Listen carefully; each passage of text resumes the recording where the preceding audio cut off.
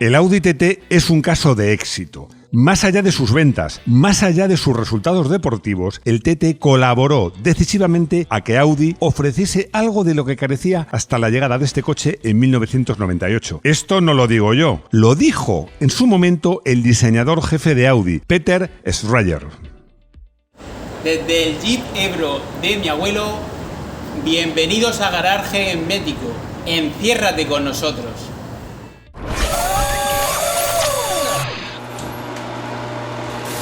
Os aseguro que pocos coches conozco tan bien como este Audi TT en todas sus generaciones, porque vi en directo cuando se presentó en el Salón de Frankfurt, si no me equivoco, de 1995.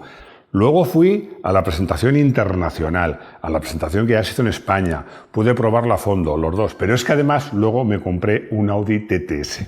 Y de repente, en 2019, un señor, el jefazo de entonces de Audi, Abraham Scott, nombrado con urgencia en 2018 como jefe de Audi, anunció que la marca dejaría de fabricar este deportivo en 2023 para, y leo literalmente, ser reemplazado por un coche eléctrico. Para mí, uno más de los errores del grupo BAG.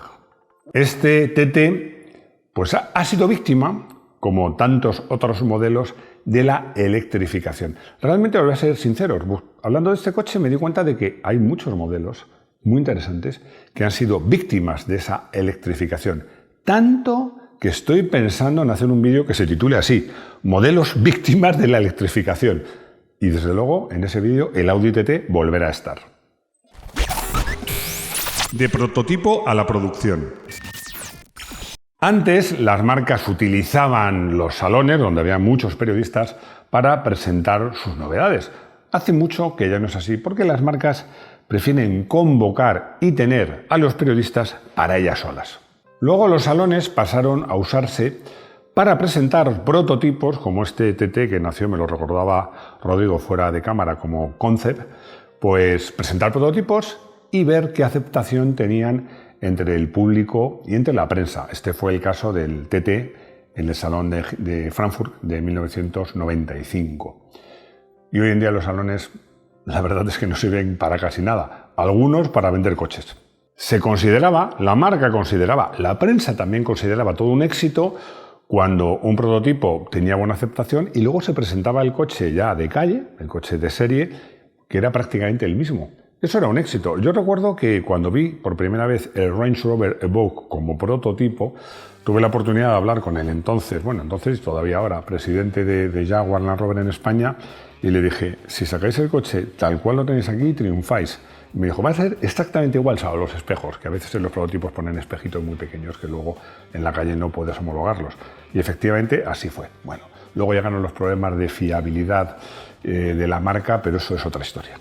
Y este fue el caso del Audi TT, porque si os fijáis, entre el prototipo de 1995 y el coche de producción de 1998 hay realmente muy pocas diferencias. Entre BMW y Mercedes. A mediados de los años 90, Audi ya hacía muy buenos coches. Su gama se estructuraba sobre todo en dos modelos, el 80 y el 100.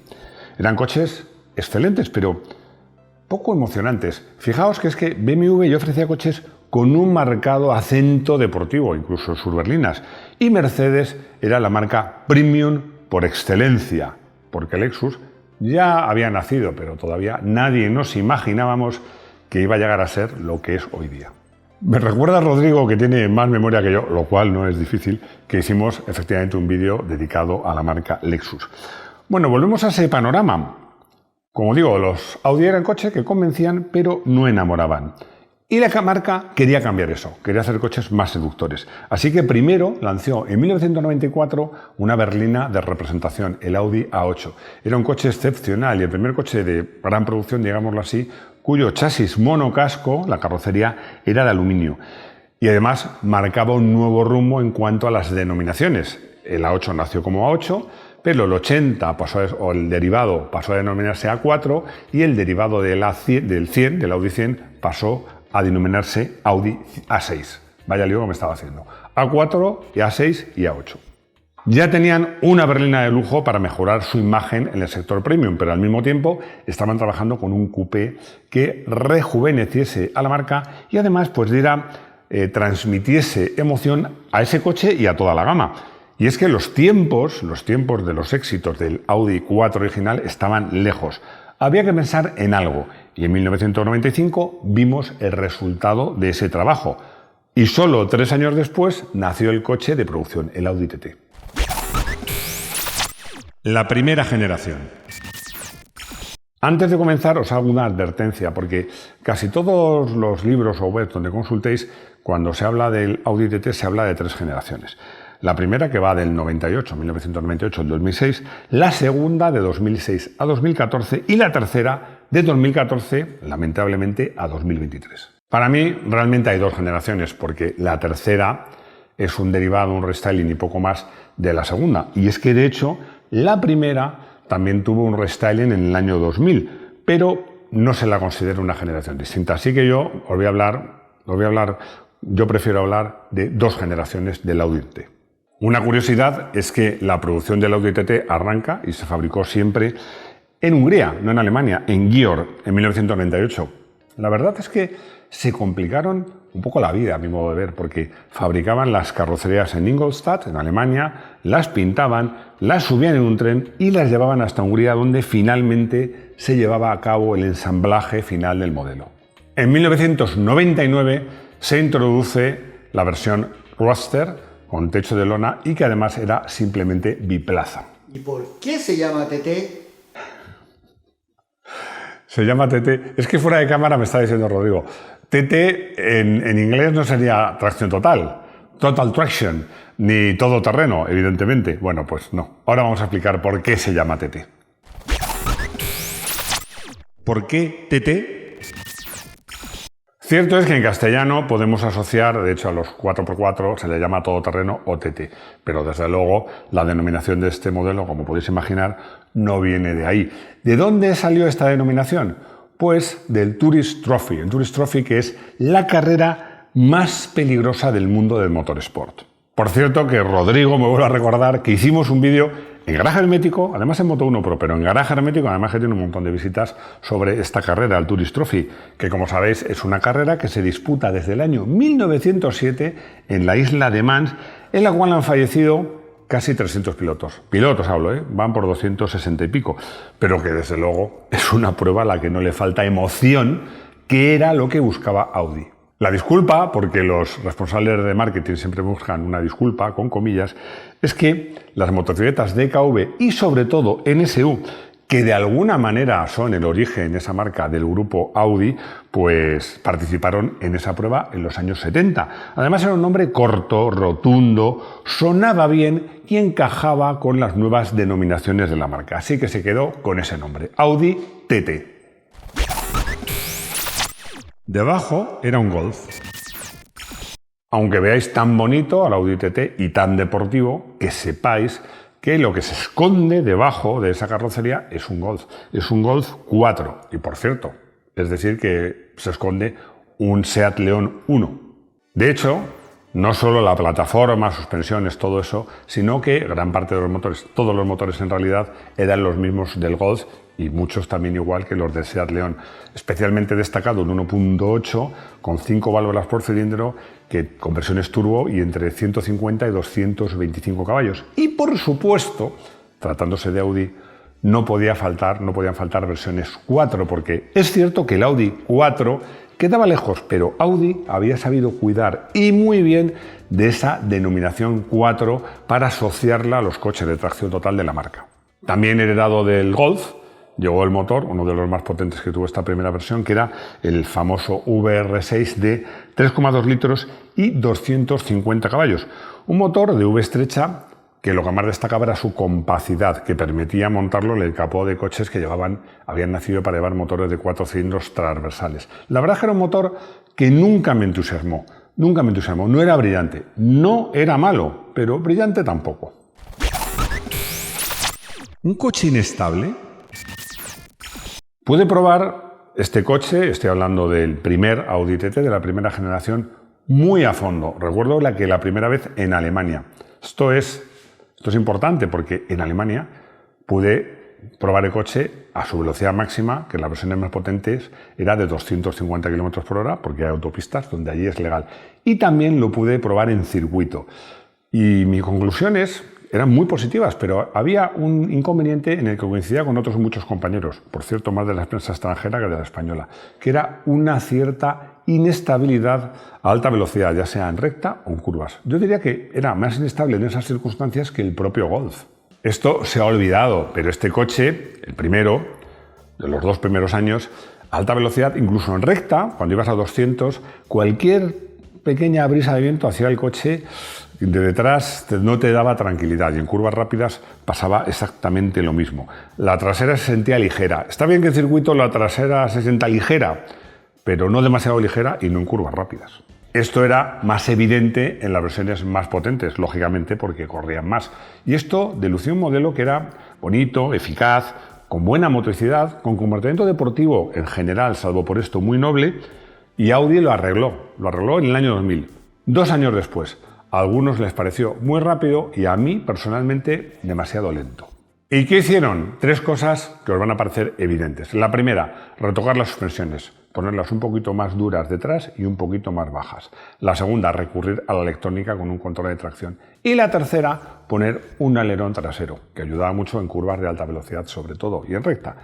Esto fue lo más criticado porque es verdad que un alerón siempre da pues, un aire más deportivo a un coche, pero en este modelo así tan redondito, pues rompía un poco la línea del coche. Me acuerdo que en su momento hubo quienes criticaron este alerón y, según su juicio, no encajaba con la estética del Audi TT. Segunda generación, el mío. En 2006 aparece la segunda generación y apenas 2 años después de que apareciese me compré un TTS del que guardo un magnífico recuerdo. ¿Por qué me deshice de él? Solo lo tuve apenas 3 años.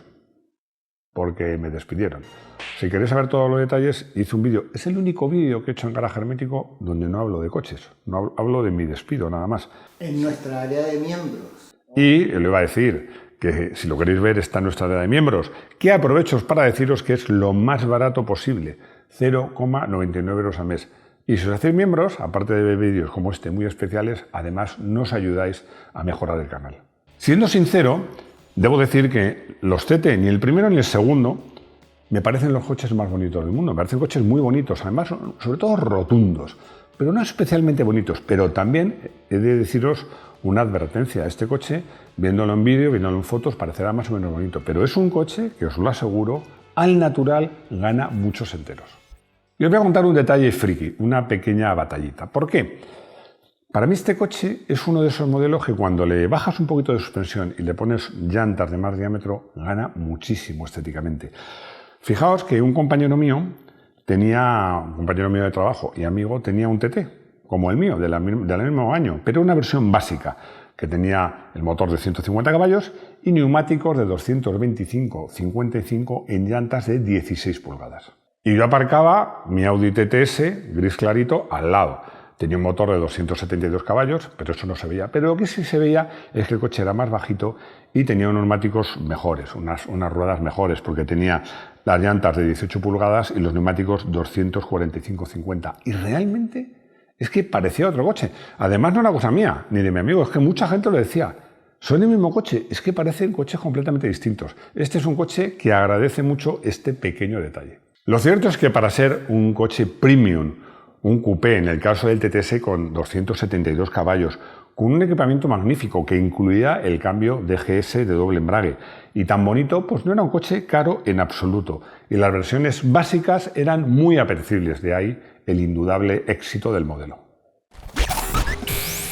El restyling de 2014. Como os digo, este restyling yo no lo considero una nueva generación porque exteriormente son muy parecidos, incluso de lejos, según el tráfico, cuesta distinguir uno de otro por fuera, porque en cambio por dentro sí que hay cambios importantes. Lo que sucede es que para mí hay cambios importantes, pero me gusta más la generación anterior, la que yo tuve, porque en el más moderno se inventaron eso del Virtual Cockpit, que era un tablero digital que a mí me gustaba mucho menos que el tablero, la instrumentación tradicional. Eso sí, esta Este restyling nos trajo en 2016 uno de los mejores Audis TT que ha habido, el RS, que tenía motor de 5 cilindros, 2,5 litros, turbo y que llegaba a los 400 caballos. Por supuesto, con tracción total y con un cambio de SG de doble embrague de 7 velocidades. Este me gustaba claramente más que el mío. Por supuesto, lo que sucede es cuando yo me compré el mío, ese no existía, y aunque hubiera existido, no me llegaba el dinero. No tuve uno, pero sí que lo probé y a fondo, y era una auténtica pasada.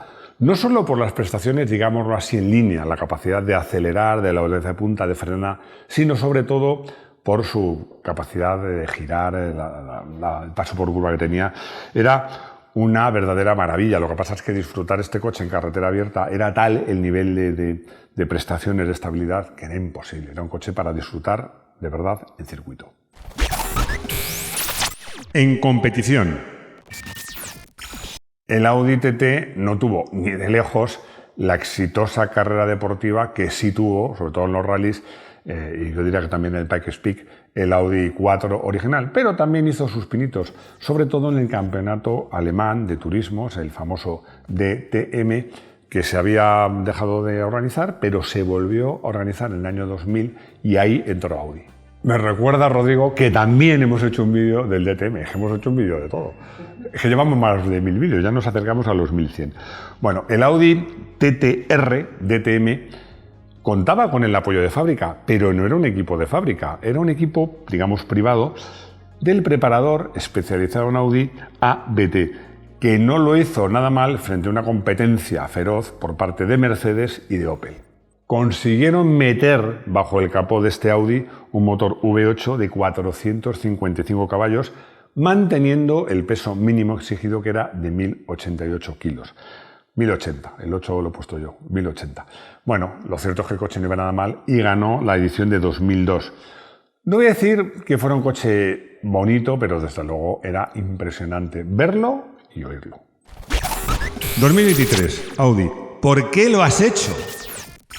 Estamos hablando de un coupé que era bonito, premium, relativamente asequible, que iba muy bien, diferente, emocionante, que había tenido éxito, porque fijaos que siendo un coche, digamos, de nicho, entre las dos generaciones se ha fabricado casi 700.000 unidades. Y Audi va y se lo carga. ¿Por qué? Lo cierto es que para mí hay algo peor que la muerte. Esto se ve en las películas de zombie, cuando no te matan, sino que se adueñan de tu cuerpo. ¿Por qué hago esta comparación? Porque honestamente prefiero que el Audi TT muera a ver un Audi TT eléctrico. Siempre nos quedarán el refugio de los coches usados y clásicos, y a día de hoy sigue habiendo marcas que confían y apuestan por los coches deportivos. Por cierto, sobre todo japonesas. Pero Audi ya no. Qué pena. Conclusión. Pues más de lo mismo. Yo lamento la decisión de Audi y de otras marcas que renuncian a esos coches coupés y deportivos que además, como decíamos al principio, colaboran a rejuvenecer a la marca, a darle emoción. Para mí, una pena. Coche del día. Podía elegir como coche del día el Audi TT RS, que no tuve, pero no. Tengo tan buen recuerdo de ese Audi TTS, gris clarito, gris metalizado, que voy a elegir como coche del día este coche. No sé si lo he hecho otra vez, pero me da igual, porque es un coche que me encantaría recuperar, porque en su momento fue el mejor coche que había tenido en toda mi vida. Y disfrutaba no solo conduciéndolo, sino mimándolo. Fijaos si soy friki, que lo guardaba, por supuesto, en el garaje. Pero incluso en el garaje, cuando sabía que usaba la moto, me iba de viaje, iba a estar el coche pues 2 o 3 días parado o más, le ponía su funda para que estuviera impecable. Yo creo que la persona que me lo compró no era consciente de la unidad tan buena, porque además tenía poquísimos kilómetros, que estaba comprando. Es un coche que me encantaría esa unidad volverla a comprar. Consultorio. Antes de hablar de las consultas que os cuento en cada vídeo, que son 2, os recuerdo que tenemos un consultorio vía online que responde Luis Alberto Izquierdo si mandáis un correíto al correo que aparece aquí en pantalla. Y también os recuerdo que nos mandéis vuestras intros. 3 reglas que os aconsejo, muy fáciles. Horizontales, originales y que tengan buen audio. Dicho esto, vamos ya con la pregunta de Martín, que me dice que le han ofrecido un Audi TT con motor TDI y no sabe si comprarlo. La respuesta es un Audi TT diésel. A ver, el coche va muy bien, ¿eh? Además daba 170 caballos, si no recuerdo mal, pero hombre, un coupé tan bonito que lo arranques, ese repiqueteo diésel. Yo, si me preguntas, buscaría uno de gasolina. Laureano, que tiene el nombre que tenía mi primer profesor que tuve cuando iba a los párvulos, me pregunta cuál va a ser el sustituto del Audi TT. La respuesta es, vamos a ver. Sinceramente no lo sé porque a día de hoy no lo sé. Lo único que han dicho es que va a ser 100% eléctrico. Incluso han adelantado un nombre que a mí me parece feo con ganas porque es Audi e-tron. Aquí en el guión pone e-tron, pero no, es Audi TT-tron. Parece que estás tartamudeando. Bueno, honestamente, aunque hayan anunciado un coche, un sucesor 100% eléctrico, tal y como están las cosas en el grupo, yo no descartaría que hubiera una ráfaga de cordura y sacaran al menos uno que fuese híbrido. Y llegamos al final del vídeo de este coche. Qué pena, ¿no?, que Audi haya dejado hacer este coche.